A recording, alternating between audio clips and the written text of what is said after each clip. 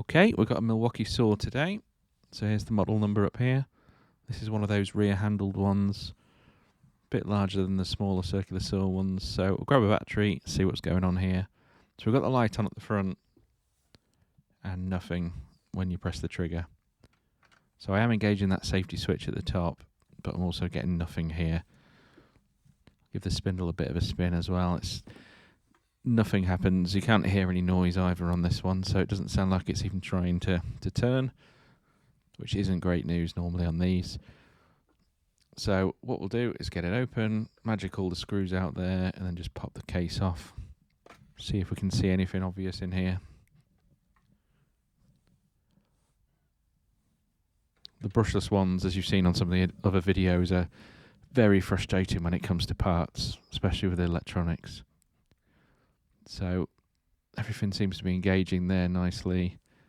Switch is a bit odd, so I'm not used to these ones. Let me know in the comments if you've got one of these, but it certainly doesn't click on that trigger. So the smaller ones, whenever you engage it, it makes a bit of a clicking noise, but that one doesn't. But I'll swap that out and check anyway in a minute. So we'll just do a bit of an inspection as we're going round. A few of these cables are actually quite crushed. Not sure if they're actually snapped or anything like that, but you can see here there's been a fair bit of damage. The case has been sort of closed on these, annoyingly, but certainly the red one there, I think I'll snip out a little bit and put a splice in there just to be sure. The others have been nicked, but they're not broken.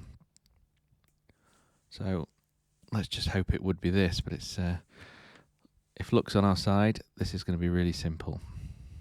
So all I'm going to do with this, I've chopped out the bad bit. I've taken your advice on this wire stripper. So a couple of people mentioned Blue Point. So I've got one of these. It's not the automatic one though, I couldn't find that, but this is just a standard one. See if this is any better than the other ones I've been using recently. It certainly seems to be. So that's the first cut. Much better.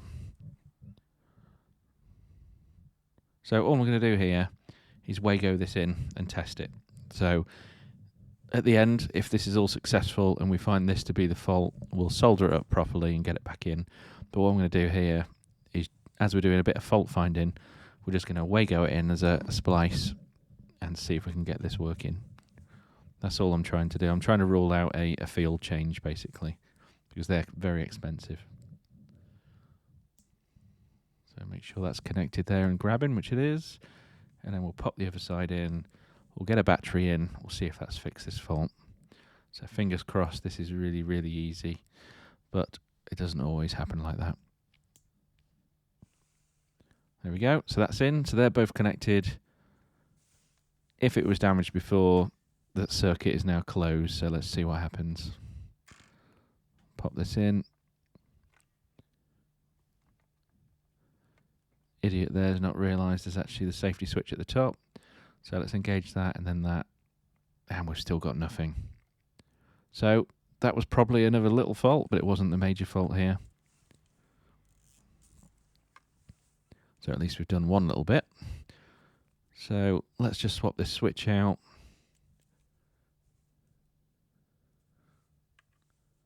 I appreciate I could use a meter for this, but the switch is right there, so I'm just going to swap it out just to rule it out.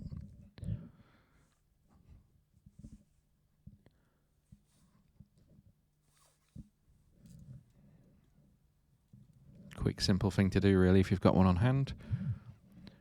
So this is one of those Weir ratcheting screwdrivers, a little mini one, which seems to be working quite well for this sort of thing. Got it out on those Christmas sets, like that competition we've got going. Don't forget to get in there. I think there's only 33 people at the minute. So brilliant odds for everyone that's in, but definitely worth getting in there. Here's the video with the elf, if anyone's looking. So we'll get this other screw in, and then we can give this a bit of a test. And this would then have ruled out that wiring issue, switch issue, and we were getting closer to, unfortunately, it being a field issue. There's not too many parts left in here. But we'll see what else we can find down the circuit. So we'll pop this in, battery's connected there, switch is engaged, and still nothing. But the light, you can see, bottom right, was engaging and flashing just then as well. So that's not the problem. So we're not talking about a switch here. We're not talking about a simple wiring problem. We'll see what else is going on.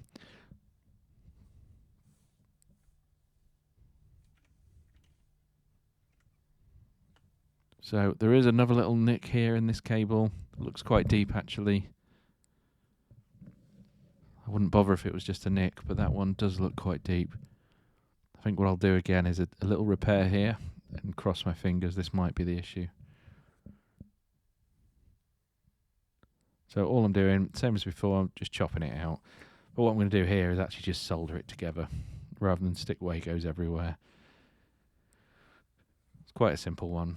I'll just stick 2 bits of cable together and put a bit of heat shrink on top. Not a problem. Hopefully this fixes it, and that's the final repair anyway then, but let's have a look.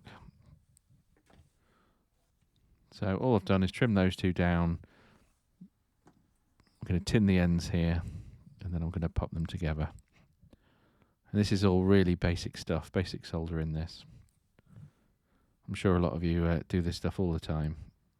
But if you don't, this is a very simple thing to even just to start on really, tin in a bit of wire. So I use this helping hand here, really to get the 2 bits of cable to meet each other, and then all I need to do is put a little bit of heat over the top. And because they're pre-tinned, if you like, they will just merge together, and then I can pop the heat shrink on. Heat shrink's already on the back there. Don't forget to do that bit. So obviously you can't pop it on when you've stuck them together. So here we go. So just push them close together, and we'll just run the soldering iron over there. Simple as that. And as I say, they're already tins, they've already got solder on. Take this out the way, and then we can just push that heat shrink over and heat it down.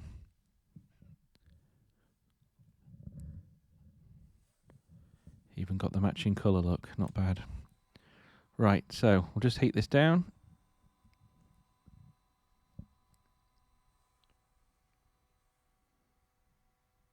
Very slowly. I should be using the Dremel really that I've just got there. But this is to hand, so I've just grabbed this. There we go, nearly done. Right, that's fine. So we'll leave that then. So let's cross the fingers again. A couple of little repairs there to the wiring. Get this battery in. And no. So not great. That would have been really good if it was something as simple as that. So on the front, I'm noticing as well, this is really quite stiff. So I think we're going to get the field off, blow all that out as well, just to see if that's stopping this even trying to work. But you would normally get a little bit of a faint hiss type noise or a electrical noise, whatever you want to call it, but you can normally hear a little whining. So just have a quick look over here on this little controller type PCB that'll be in there. Nothing there that looks damaged, and you can't really go too far with those, it's quite annoying. Nothing else looks damaged or nicked or anything like that. So last chance really. Let's get this field off, have a look underneath,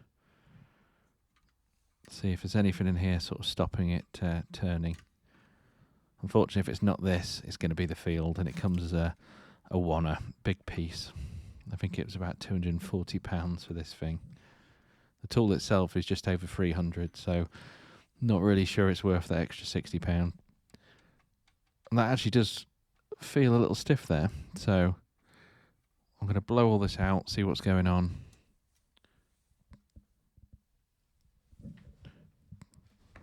See if we can loosen that up a little bit, see if that's it. But I mentioned though I didn't hear anything at all, so fingers crossed, but this is a real long shot. So you can see there when I've loosened that off how much it really does spin then. So for some reason that was fairly tight and making it not very easy to move. So we'll pop it back together and loosen it off a tiny little bit. And get the screwdriver away from that magnet.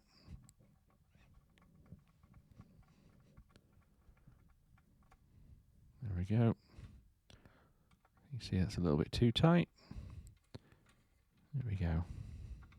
I'll get the other screw and then we'll sort of fine adjust that. Not that one. That's the problem with these. There's so many different types of screws actually that you take out. Different sizes, different lengths. Quite frustrating. It'd be good if they were all the same one. Right, so we've got one on either side. Spins much better, but that's not tight enough yet. So just make sure this isn't going to come off.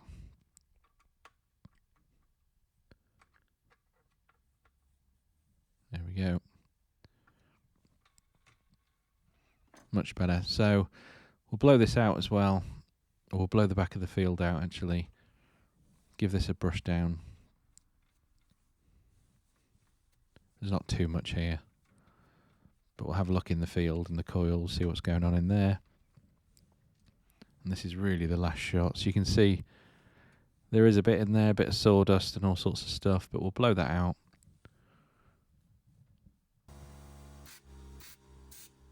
Just because I can't really get in there with the brush. I know some of you love these, but some of you also hate them, I've found as well. So the asbestos people keep commenting. Hopefully with this it's just seen wood, but we'll see without asbestos.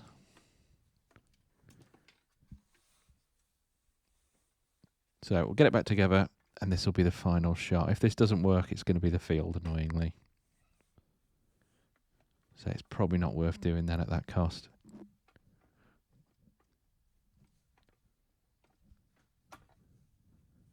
Which is annoying.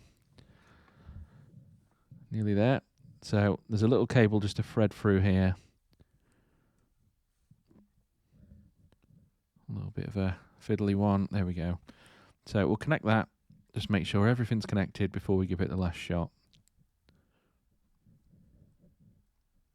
Pop that in there so we can get it the right way. There we go. Okay. So we'll put everything in place, give it the best chance it's possibly got. Make sure that's all in place. Touch that little safety switch at the top. Pop a battery in.